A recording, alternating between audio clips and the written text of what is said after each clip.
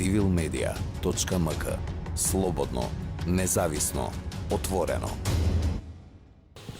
Добар ден на сите. Ви благодарам што дојдовте во волкав број во смисла на медиуми, се разбира соодветно на мерките за заштита од COVID-19 и овој настан, како и многу други, ги одржуваме без публика.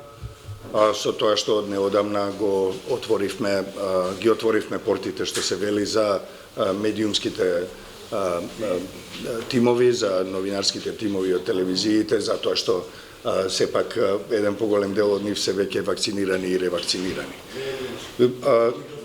Чест ми е да ги поздравам нашите двајца гости денеска, вице-премиерот Артан Груби и националниот координатор Роберт Аладјозовски, кои се суштински важни за темата за која зборуваме денеска.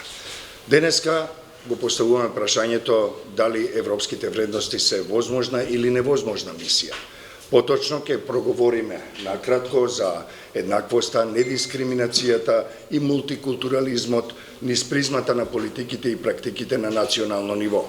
Се разбира, вице-премиерот Груби е на стратешката позиција во владата да го обезбеди тоа, а националниот координатор е човекот кој ги поврзува сите меѓусекторски активности и се разбира помага да го разбереме, и двајцата помагаат да го разбереме концептот едно општество за сите, на што се темели тој, да ги видиме наследствата и реализациите по Охридскиот рамковен договор кој годинава полни 20 години, и се разбира ни за други прашања и теми кои се надеваме дека барем ќе ги начнеме во овие 45 минути колку што е предвидено да трае овој наш настан, кој се разбира е веројатно пети или шести само во овој месец, а се разбира од почетокот на годината веројатно е некој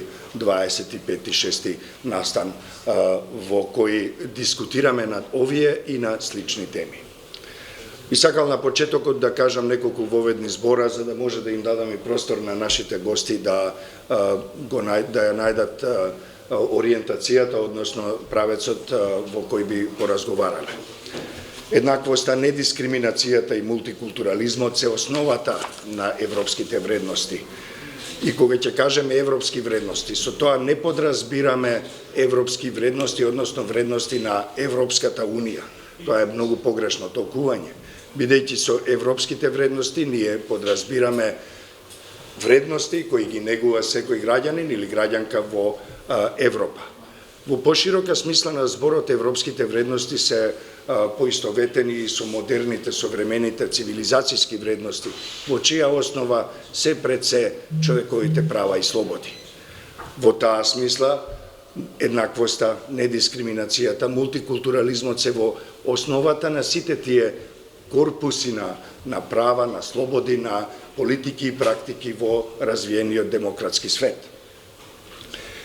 Исто така би сакале да нагласиме уште еднаш, како и многу пати досега, дека во негувањето на европските вредности во прв ред не се само институциите на власт, институциите, односно владата и така натаму. Зборуваме за еден конгломерат од различни засегнати страни и носители на одлуки, спроведувачи на политики и практики. Зошто? Заради тоа што таму се разбира дека спаѓа општеството, граѓанските организации, институциите, интелектуалците и уметниците, наставниот кадар и низа други луѓе, академијата, и низа други групи, заедници, поединци и така натаму, кои се повикани да ги негуваат и да ги унапредуваат и се разбира да ги заштитат европските вредности за кои зборуваме денеска, во прв ред, како што кажавме, еднаквоста, мултикултурализмот, недискриминацијата. Тие од секој ден, во секоја минута треба да се негуваат, треба да се унапредуваат, да се заштитуваат. И тоа не е едноставна задача. институциите мораат да обезбедат за сите еднаков пристап, соодветно на уставот и на законите, на меѓународните стандарди. Сето тоа бара многу време, бара експертизи, бара човечки ресурси, бара значителни средства од буџетот и сите тие заедно, всушност, се услов да може да продолжи земјата да се развива и во сите други сектори. Сакате безбедност, сакате економија, сакате меѓународни односи и така натаму. Тоа подразбира една многу сериозна, комплексна активност која имате вие и вашите тимови и се разбира, постојано сте соочени со некој предизвик, морате да одите во крајни суптилитети и често пати дури и политичкиот рейтинг да го жртвувате за да можете да ги постигнете темите, односно целите за кои зборуваме овде денеска. Затоа, господо Груби и Аладјозовски, по тој редослед би ве запрашал да ни кажете, барем накратко, дали е ова возможна или невозможна мисија? Да ги видиме европските вредности во Република Северна Македонија. И во тој контекст се разбира да видиме дали постојат какви се можностите, какви се политиките и практиките во промовирањето на европските вредности и се разбира особено во поглед на она што го соопштивте и деновиве, дали и колку Охридскиот договор е имплементиран во изминатите 20 години, како тој можеме да го видиме како дел од европските вредности за кои зборуваме денеска и се разбира сиот овој период. А се разбира, потоа би прешле и на господинот Аладјозовски. Повелете, господин Груби. Благодарам многу. Фалендерис шум, да препрезентам туај. Благодарам многу за поканата. Бидам наискрен, синоќа кога ме подсетија за настанот и ми испратија говор, готов говор, да го прочитам за денеска. Говор го видов само утринава во 6 часот и не ми се допадна и седнав, напишав друг. Затоа што сметам дека треба да се испратат некои пораки да се искористи форумот. И затоа сум ти многу благодарен за поканата. Драг Джабир, почитувам координатора и исто така и за можноста да се обратам. Неискрено да ви кажам, ми не достигаат веќе вакви настани и ме радува што внимателно веќе се враќаме во нормалата ден по ден по една многу тешка година за сите нас. Денес, по тоа што видов во насловот, Джабир не се образа да разговараме за европските вредности, во сета своја широчина, но истовремено и во едноставноста на човековите вредности за еден достоинствен, едноставен живот. Да го кажам тоа што сите го очекуваат, како некоја неизбежна состојка на некој сготвен оброк, како нешто што е неизбежно, е дека нашата земја секако ги споделува европските вредности за мир, функционално демократско општество, владење на право, пазарна економија и се така натаму. Но во својата суштина, европските вредности се многу повеќе од една дефолт состојка на една целина, а тоа е начин на живот, тоа е секојдневие, убедување, но истовремено и пожртвувано за еден идеал, а тоа е мирот. Да се присетиме, нашиот континент во својата цела историја имал поголеми и подолги периоди на војна, отколку периоди на мир. Токму затоа велим дека Европската Унија е најголемиот мировен проект, преку кој заедно учиме да ги почитуваме различностите. Различностите се асет, се придобивка, се колорит, но истовремено се и извор на конфликт, затоа што повеќето конфликти се етнички, верски, покрај територијалните. Тоа е така поради дискриминацијата и поради нееднаквоста. Затоа јас силно верувам во еднаквоста. Еднаквоста е формулата за мултикултурното општество. Едно општество може да биде цело и хармонично само при еднаквост, што само по себе подразбира недискриминација, туку еднаквост и во права, но и во обврски. Да се живее заедно, значи да живееш еднаков, бидејќи само еднаквите може да живеат заедно. Повторувам до досада, онака, за да се запамти, колку што е државата полојална кон граѓаните, толку се граѓаните полојални кон државата. Обштествениот баланс врз кој што беше основан европскиот сон бара целосна рамноправност. Еднаквоста е предвесник на интеграцијата и на мирот. При преговорите за формирање на коалицијата инсистиравме на реформулирање на концептот едно општество за сите во еднакво општество за сите и токму поради тоа што го кажав погоре и тоа е истакнато во посебно поглавје во владината програма под новиот веќе концепт. Не може општество да биде едно ако не сме еднакви. Но да се навратам на основата на европските вредности која што ти е суштината на темата денеска. Сите наши влади беа евроатлантски силно посветени за интеграцијата на земјата во Европската унија и во НАТО, затоа што силно верува во таа посветеност. Во 2008 година Евроатлантската заедница ја отвори вратата за Албанија и за Хрватска да станат членки на НАТО и нам ни ја плесна пред нос, поставувајќи најапсурдни барања за промена на устав со цел промена на име. Тоа предизвика огромна разочараност и ги смени приоритетите. Од готовност да се реформира општеството, за интеграција до тесно партиски и краткотрајни интереси за победа на избори и останување на власт преку свртување кон себе си, контрола на академска заедница, цивилно општество, судство, медиуми, институции, па се да се стигне до формулацијата на заробена држава. Тешко беше одвраќањето од тој пат, но успеавме, го направивме и најбесмислениот компромис за реализација на нашиот сон и сега сме членка на НАТО. А сонцето па повторно изгреа, додека нашата земја си остана таа што си беше, таму кај што си беше, цела и посилна, а истото важи за сите граѓани. Го постигнавме и го ратификувавме Преспанскиот договор. Го подпишавме и го ратификувавме добрососедскиот договор со Бугарија. Го заокруживме нормативниот дел од Охридскиот мировен договор. Линконски успешно го променивме уставот. Усвоивме над 60 закони, реформски закони, консенсуално. Одржавме референдум, локални избори, председателски, парламентарни избори и најважно од се, го сменивме начинот на размислување и на делување. Целосно, го променивме општеството апсолутно. Тоа го направивме хазарски, без калкулации за следните избори, но со верба и убедување, затоа што бевме храбри, верувавме и се уште веруваме. Дозволете ми да се навратам уште еднаш на тоа што го кажав претходно и да повторам нешто што веќе го имам кажано. Европа е вториот најмал континент на планетата по големина.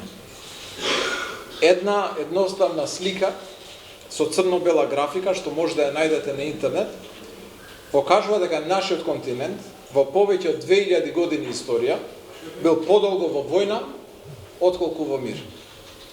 Над 16 милиони жртви во Првата светска војна. Над 50 милиони жртви во Втората светска војна. Таа трагична црно-бела графика, каде што црните војни периоди преодладуваат над белите мировни времења, даде живот на најголемиот мировен проект во историјата на човештвото, кој што и се здоби со Нобелова награда, тоа е Европската унија. Кога носе одлука, тогашните европски лидери беа храбри миротворци. Одлуката ја носеа имајќи ја одговорноста за постигнување на долготраен мир во црно-белиот континент. Не верувам дека размислувале кога ја носеле одлуката како да ги добијат следните избори. Слично како во 2008 година, се соочивме со затворената врата. Спротивно на европските вредности, ова наше општество, ова наша волја и посветеност, наместо да се награди, да служи како пример, е пред голем предизвик поради уште еден по-безсмислен спор. Спор кој што ви вели дека си бил нешто друго од 1945 година, а од 1945 па се до денес и нешто друго. Спор кој што вели дека си зборувал друг јазик до 1945 година, а од 1945 година па наому го зборуваш друг јазик. Верувале или не, оваа измислена дилема и безсмислен спор е причината зошто цела таа наша пожртвуваност, цела таа оска на обединување на нашето општество е под знак прашалник. Јас не знам како ова да го објаснам ниту на себе си, а уште помалку можам ова да им го објаснам утре на моите деца. Што е причината поради која ние чекаме пред затворена врата во 2021 година? Навистина. Причината е што едниот смета дека ти си бил нешто друго, а сега си нешто друго. Толку. Во 2021 година. Епа, драги мои, тоа не е Европа, која што ја надмина црно-белата слика и имаше сон. Ова е Европа на 19 век. Ние донесовме одлуки во многу бои, многу храбри. Европските лидери, ако продолжат да носат одлуки, имајќи ги предвид нивните следни национални избори, тогаш се сместуваат себе си, а и нам, во замката на црно-белата слика, а не во духот на боите на мултикултурализам и мир нацртани во основата на Европската Унија. Впрочем, во тоа е и разликата помеѓу еден политичар и лидер. Дали предводниците на Унијата ќе бидат политичари кои што размислува за следните избори, или ќе бидат лидери кои што размислува за следните генерации, тоа зависи од нив. Ние нашето го направивме. Нема да се откажеме, ќе продолжиме да ја градиме Европа дома, затоа што е есенцијално. Есенцијално е значајно еднаквоста, недискриминацијата, толеранцијата, за да не се вратиме во периодот на разочараност од плеснатата врата, туку да изградиме Европа тука, дома, кај нас. Значи, ова беше тоа што го напишав во 7 наутро, затоа што вака се чувствував кон темата која што си ја напишав да биде денес главен збор. И ова навистина искрено го чувствувам и сакав да го кажам, затоа што нашите граѓани, нашето општество, нашата земја, па и целиот регион, навистина ја заслужуваат храброста на европските лидери кои што они ја побара од нас пред неколку години кога го менувавме Уставот. Европа мора да испорача во нашата земја. Благодарам. Се согласувам јас со особено со последниот став, се разбира, ова е пријатно изненадување, се слушне политички говор кој упатува на разбирање на суптилностите и на суштината на идеите за кои зборуваме со години, со децении назад.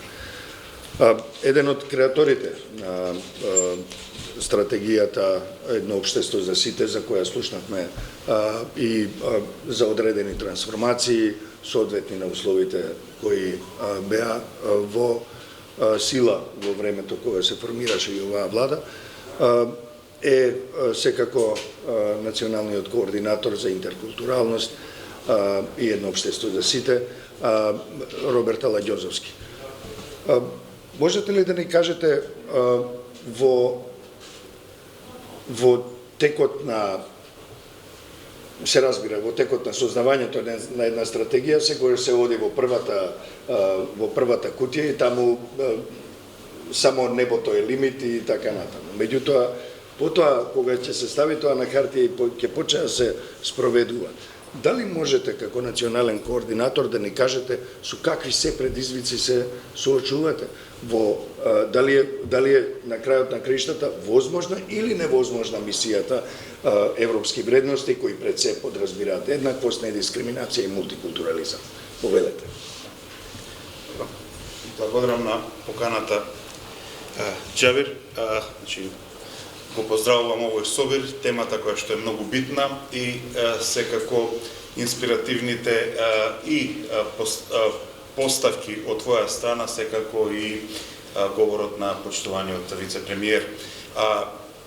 Реторички е прашањето и на ниеден кој што се занимава со јавна дејност не би му личело да се нафати да одговара реторичко прашање. Значи, за нас не е прашање на избор постојат или не постојат европските вредности.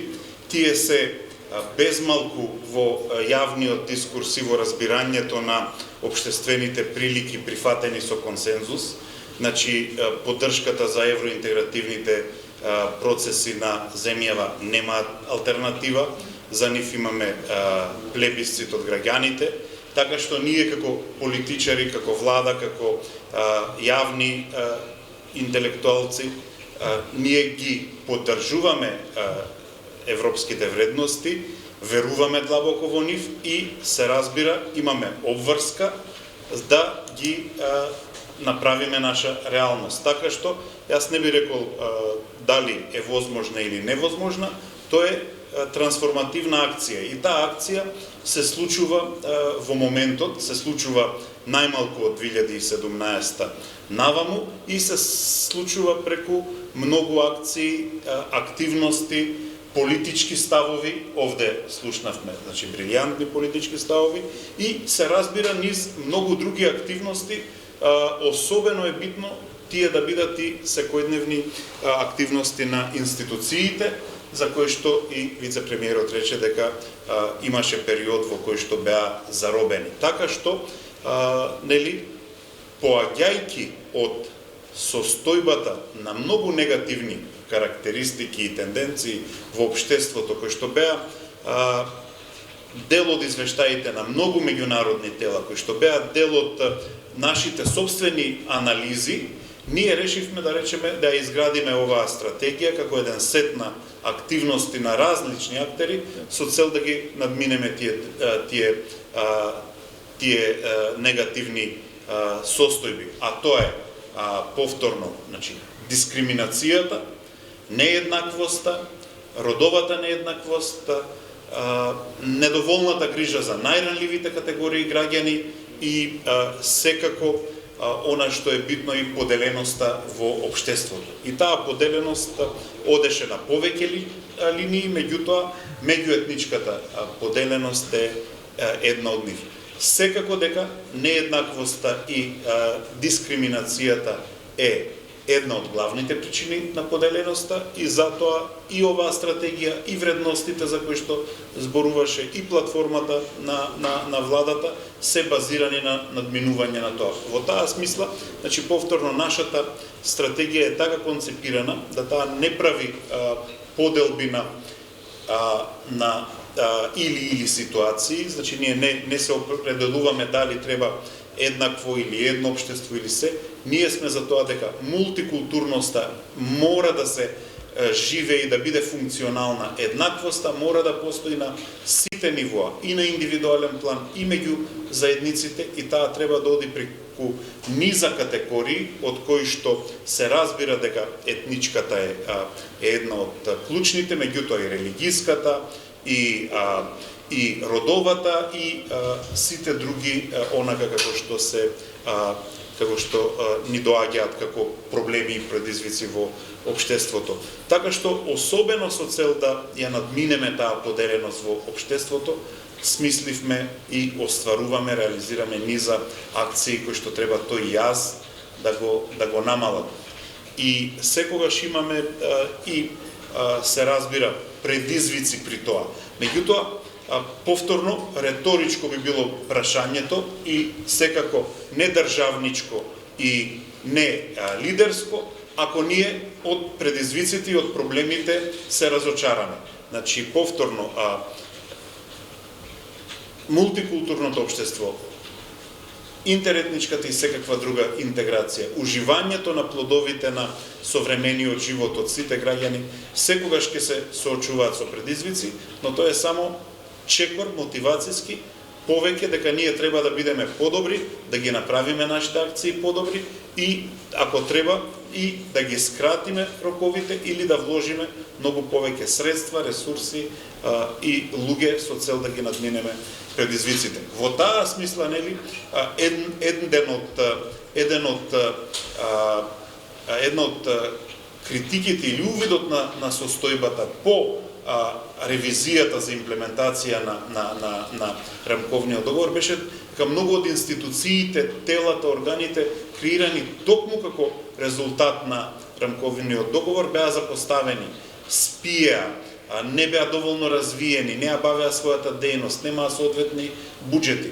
Ние, например, со стратегијата решивме дека тие институции, тие органи, тие тела во рок од 3 години треба да заживеат. Така што, еве, и Министерството за политички систем кој што доживеа своја трансформација, и агенциите кои што беа креирани, и управите, и комитетот при собранието, комисиите на локално ниво, значи сите тие сега заживуваат со цел да ја обавуваат подобро својата функција.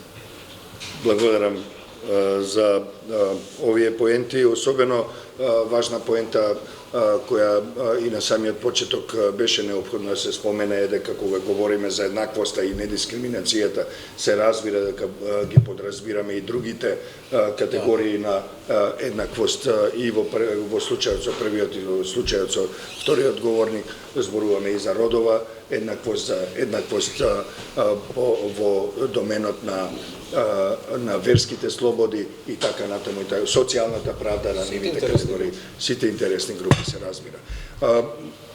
Во ова наше совремие во кое често се говори за тоа дека е и една хибридна војна или хибридни закани против демократијата, се разбира дека едно од основните алатки, едно од основните оружја всушност е токму дезинформациите и говорот на омразата, особено во доменот на етничките и на верските припадности.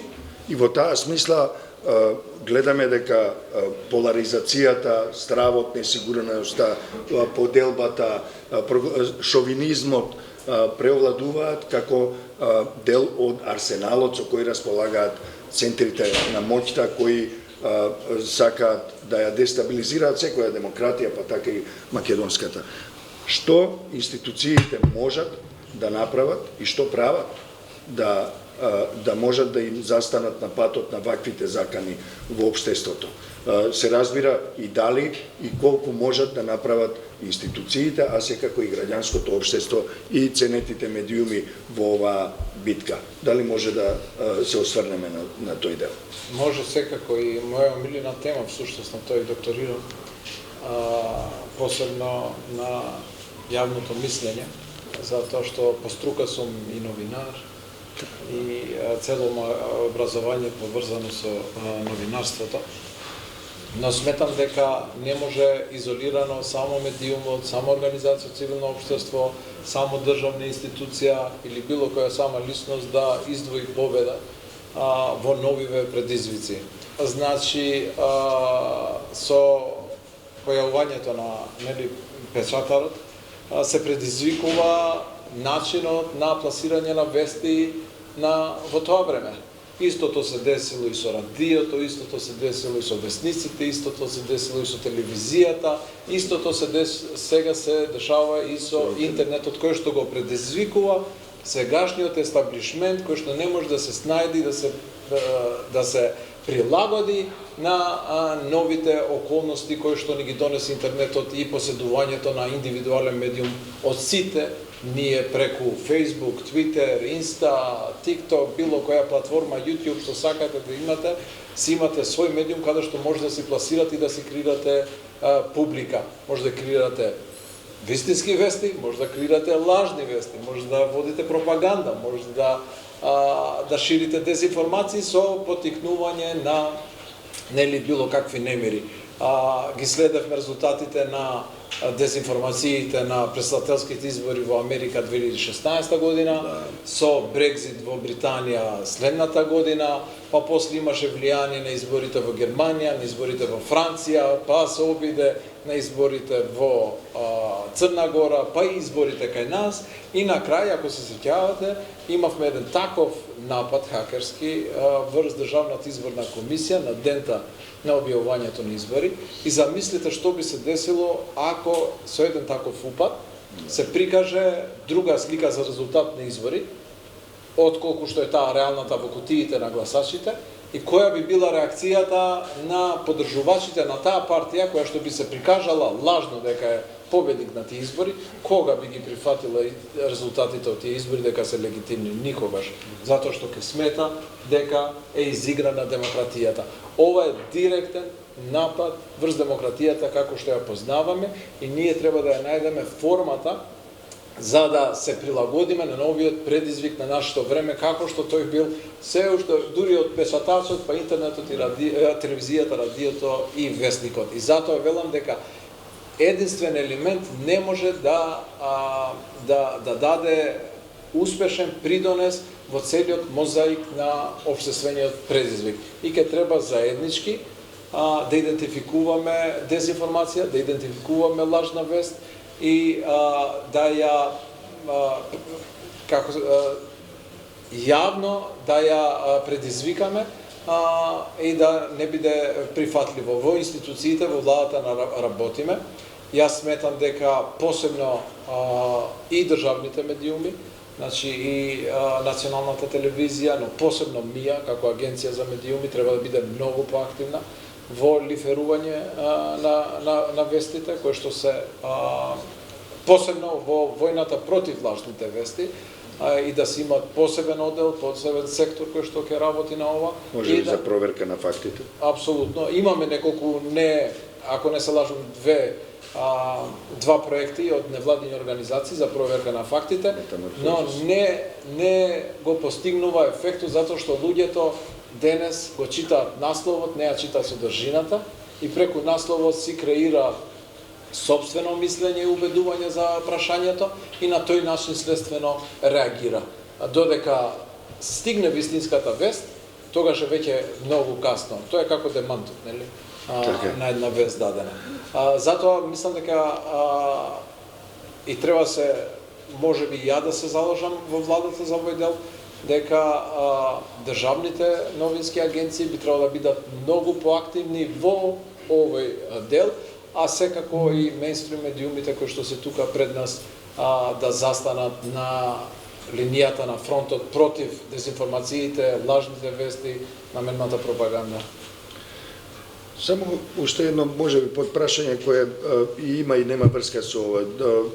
Пред нас е низа одбележување, пред се најголемото одбележување 3 децени на независна македонска држава. Меѓутоа, тоа е јубилејот исто така на 2 децени Охридски рамковен договор. Дали веќе во навестувањето на овие големи јубилеи и одбележувањето, дали забележувате можеби позитивен прием на јавноста и медиумите, или веќе се подготвуваат одредени кампањи кои ќе го насочат вниманието на јавноста во друга насока, или ќе се обидат да го подкопаат значењето на јубилеите со разноразни содржини кои упатуваат на друг тип на гледање на нештата. Можда. Забележувате ли тоа и што ќе направите во врска со тоа? Можда, но ексклузивно денеска на наставот ние се залагаме за многу динамична и агресивно одбележување на 20 годишнина и 30 годишнината, 20 годишнина на Охридскиот и 30 годишнината на независноста, и ќе ги поврземе двете со агресивни културни настани. Ова агресивни може да го сватат поинаку, погрешно? Не, се извинувам. Него мислев динамични, еден по друг, последователни, за да го исполниме вакуумот на било кои негативни влијанија, да го исполниме тој вакуум со позитивни настани, значи агресивни културни настани, концерти, театарска представа. Контактирав со Рам Љахај, кој што можеби во моментов е најдобриот светски оперски пејач заедно со нашата филхармонија да одржи концерт на 13 август. Значи светска звезда е Рам, беше во Сиднеј минатата недела, денеска е во Лондон, во Кралската опера, таму перформира. Имаме исто ексклузивно да ви информирам, воспоставено со работка со Колумбија University од Соединетите Американски држави и академската конференција ќе ја правиме заедно со нив. Професорот Дейвид Филипс ќе дојде и заеднички, значи, владата со Колумбија University ќе го организира одбележувањето на Охридскиот рамковен договор, ви кажав театарска представа, ви кажав документарен, ви кажав подршка на цивилното општество, дебати како што е ова денес. Значи, на тој начин со агресивни, позитивни, афирмативни настапи да не дадеме простор за било какви негативни влијанија, да се одземе темата од нешто позитивно што е успех за државата, како што имплементирањето на Охридскиот договор или прогласувањето на независноста да се пренасочи во нешто негативно како извор на конфликт. Како што кажав и во говорот, етникумот, религијата, културната припадност се разноликост, но истовремено се извор на конфликт. Ние сакаме да ставиме крај и да не дадеме никаков простор на било кој да го искористи овој момент на слабост на ова разноликост и затоа сме ангажирани за таква голема прослава во текот на крајот на јули, целиот август, па се до средината на септември. Благодарам за овие ексклузивни информации. Се надевам дека десковите ќе ги побараат имињата кои ги спомна вице-премиерот и ќе дадат мал бекграунд за тие луѓе. Предпоставувам дека има уште ексклузивности. Има. Се надевам дека ќе добиеме во некој од наредните прилики. Да се вратиме на хибридните закани против демократијата. Како тие можат да го разнишаат општеството, особено ако имаме едно општество кое се труди да ја промовира еднаквоста, недискриминацијата, мултикултурализмот? Па добро, се согласувам со се што кажа вице-премиерот Груби и во таа смисла само би можел да додадам при што нашите дебати не се само наши дебати на нашето општество. Тоа е во овој момент заканата е глобална и во таа смисла еве јас членувам како координатор на стратегијата едно општество на едно експертско тело при Совет на Европа. Таму го одговаравме истото ова прашање со представници од сите членки, земји членки на Совет на Европа и сите наблюдувачки мисии од светот кои што се исто при оваа организација. Така што, значи, хибридната војна, заканите врз демократијата, тоа е едноставно глобален феномен. Но ние не смееме по никоја цена, како што рече вице-премиерот, да го оставиме тоа поле небрането. Ние и како држава, и како општество, и како држави генерално, како општества глобални, мора да одговориме на тоа. А ќе одговориме преку механизмите кои што нас ни стојат на располагање. Во таа смисла, значи, еве, дел од стратегијата и формирањето, односно се поздрави формирањето на мрежата на против говор на омраза при Советот на етика во рамките на Сдруженијето на медиумите и медиумските работници кај нас и сега треба таа мрежа само што повеќе да јакне и има поддршка од нас, меѓутоа како што и самите рековте, да ја вратиме топката и кај самите медиуми, треба, значи, борбата да биде активистичка и меѓу другото и саморегулативна, не само во однос на тоа што ние како казнена политика ќе пропишеме, меѓутоа треба да биде и саморегулативна. Се разбира, во таа смисла многу е битно токму редакциите да формираат и интеркултурни обуки за своите вработени, да го сензибилизираат сопствените професионалци за вештините и компетенциите и препознавањето на говорот на омраза. Се разбира, она што беше констатирано и како недостаток на нашето општество беше малиот број на судски практики, меѓутоа и на пресуди на кривични дела направени од говор на омраза. Така што говорот на омраза е дел и од нашиот кривичен законник, а ги охрабруваме судството да секако и донесе и пресуди кои што ќе го санкционираат овој тип на кривични дела. Така што борбата мора да речеме да постои на повеќе нивоа, но многу е битна и партиципативната улога односно учеството на целото граѓанско општество. Еве, во таа смисла, нели, и да го дополнам вице-премиерот, владата ја објави поддршката до компаниите за и тие да се вклучат во прославата на сите овие годишнини. Тој е еден своевиден начин на поддршка на овие компании погодени од кризата, и кога ќе го видите повикот, во него се олицетворени сите наши политики. Сега ќе видиме како општеството реагира на нашите политики. И дај Боже да сме на сладки маки да одбереме добри проекти, за да не мора ние како владина политика да ги компензираме тоа што можеби општеството недоволно го перципира како важност. Но сите овие теми кои што се наброени таму се од апсолутна важност и сите тие ги рефлектираат нашите клучни политики од овие 2-3 години, особено од почетокот на најновава влада. Благодарам. Како ретко кога ние сме во рамките на агендата, 45 минути изминуваат токму сега.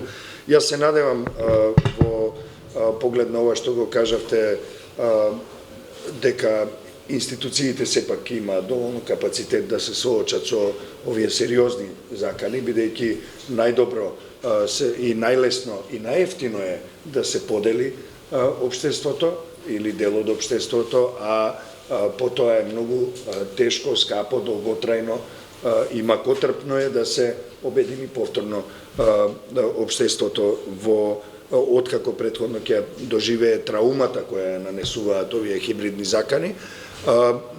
Имам информација дека имате уште неколку минути, јас би го отворил сега настанот и кон новинарките и новинарите кои се во салата. Имаме некои 7-8 минути, колку што знам, да одговориме и на прашања кои можеби вие ги имате, доколку имате. Повелете. Повелете. Zotin Grubi, do drejtohesh në Ultroni.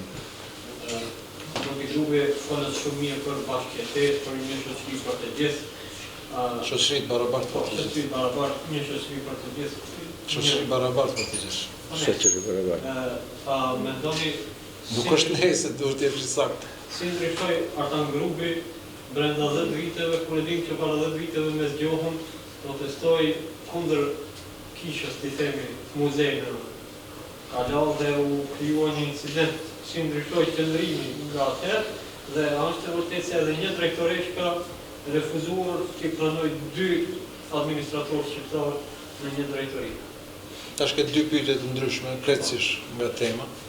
E para, Artan Grubi nuk ka ndryshuar fare, po është i njëjti, sepse edhe atëherë kam protestuar kundër tjetërsimit të trashëgimisë kulturore, këtu në Shkup, nëpërmjet të projektit Shkupi 2014 dhe shumica e qytetarëve të Shkupit janë bashkangjitur për politikat e aso kohe të VMRO dhe PMN-s, nëpërmjet televizjes qytetare zgjohu, dhe të njëjtën vazhdoj ta kem edhe si bindje edhe sot, edhe me këtë që e thash, është e njëjta vi fare prej kur jam formuar si individ deri më sot.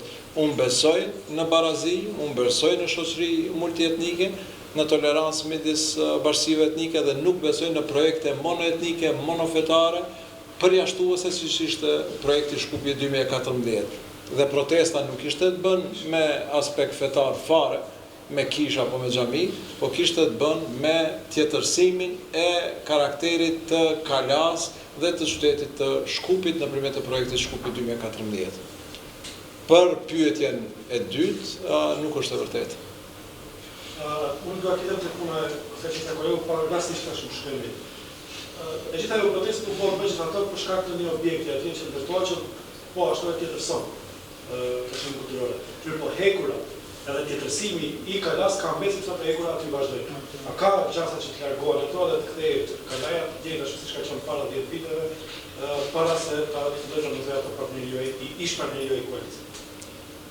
Para se filloj të ndërtoj partia të cilën e kanë zgjedhur qytetarët e tyre, do të thotë, me 63 deputet, në shoh se i kujtohet mirë. Ishte një koalicion.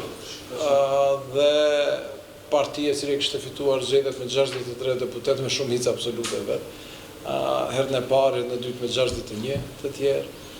Ndërsa sa i përket hekrave, unë për vete përkrahi largimin e atyre hekrave prej Kalas së Shkupit dhe rikthimit të Kalas në identitetin e vet. Cile përkrahni, kush do t'i heqet?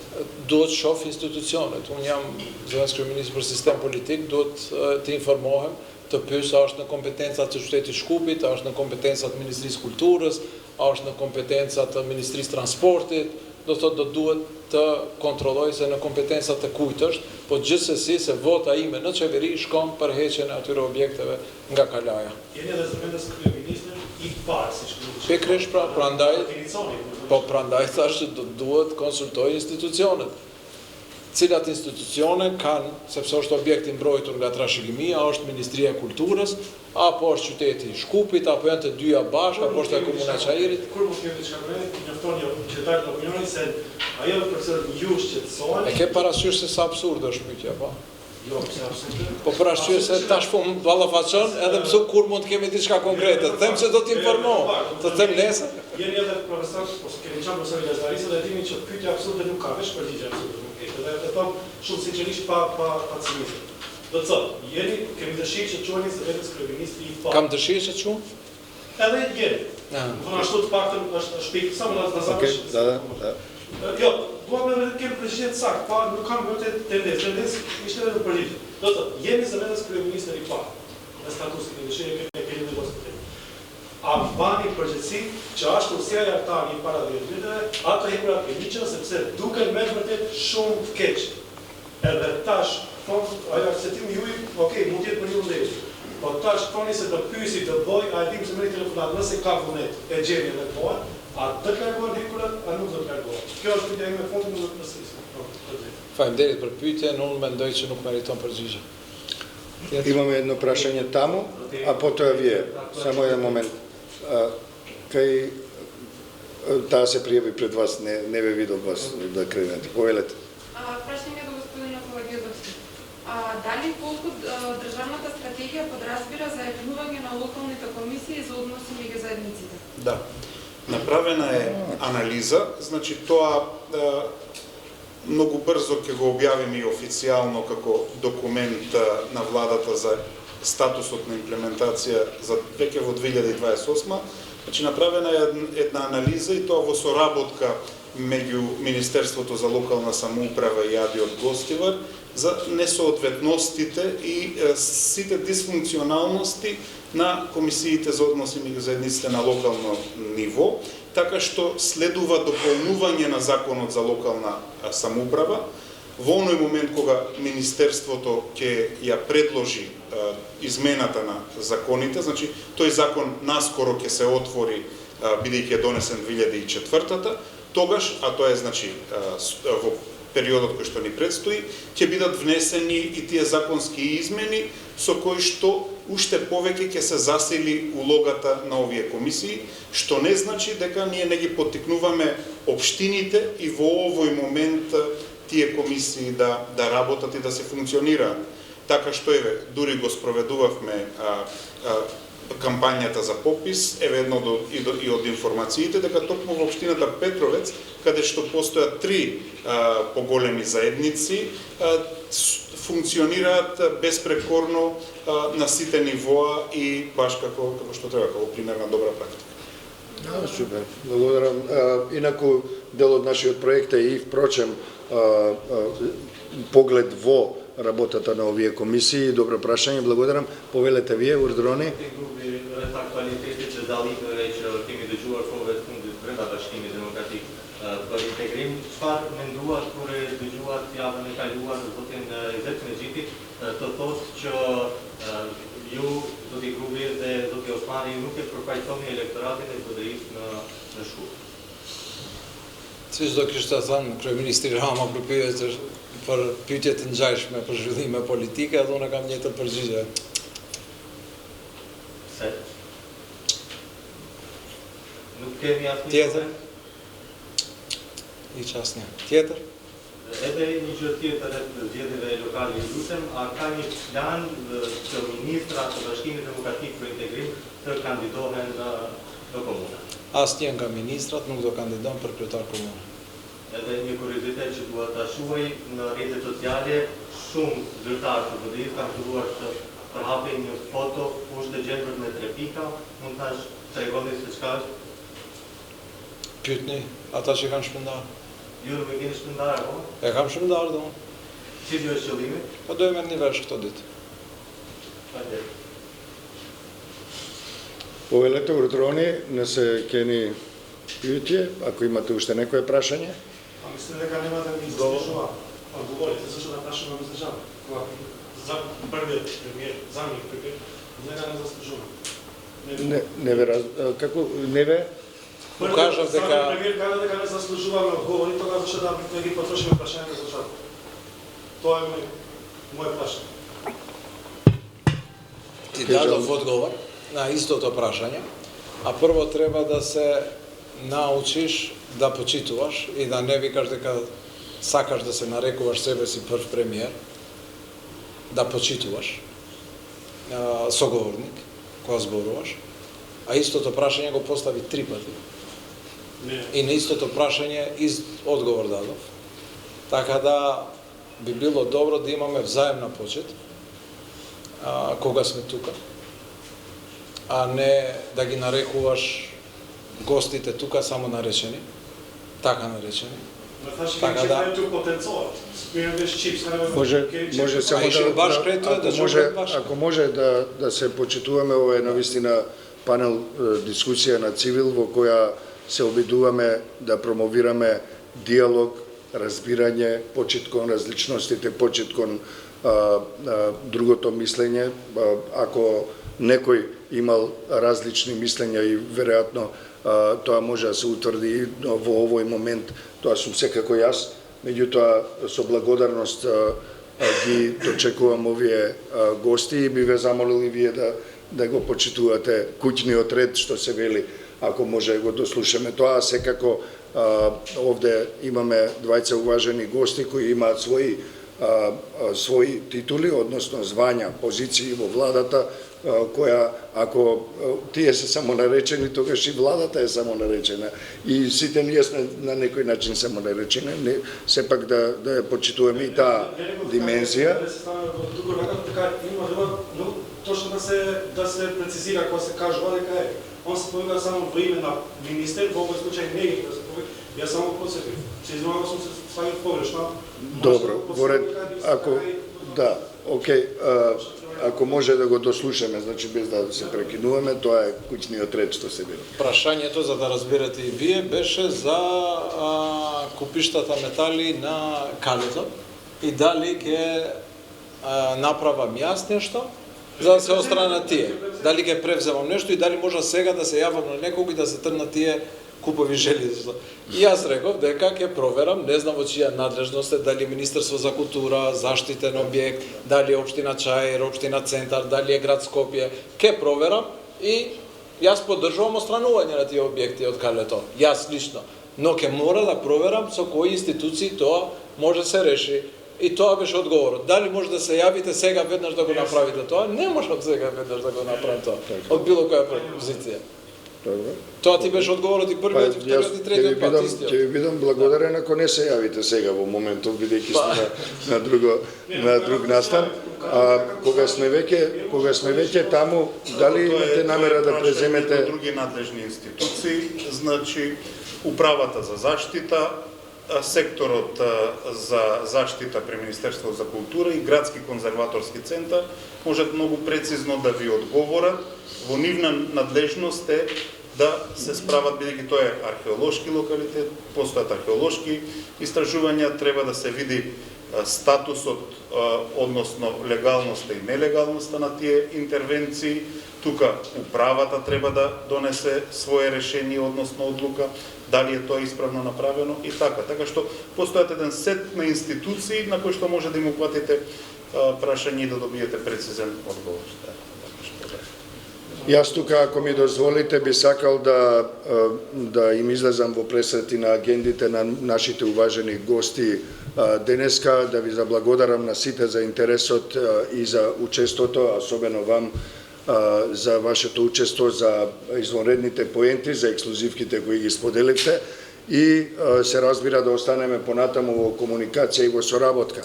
На крајот би сакал само уште еднаш да потенцирам дека европските вредности не е доволно само да кажеме дека ги почитуваме, треба и да ги разбереме и да ги одбраниме. Благодарам уште еднаш. Се најдобро. civilmedia.mk. Слободно, независно, отворено.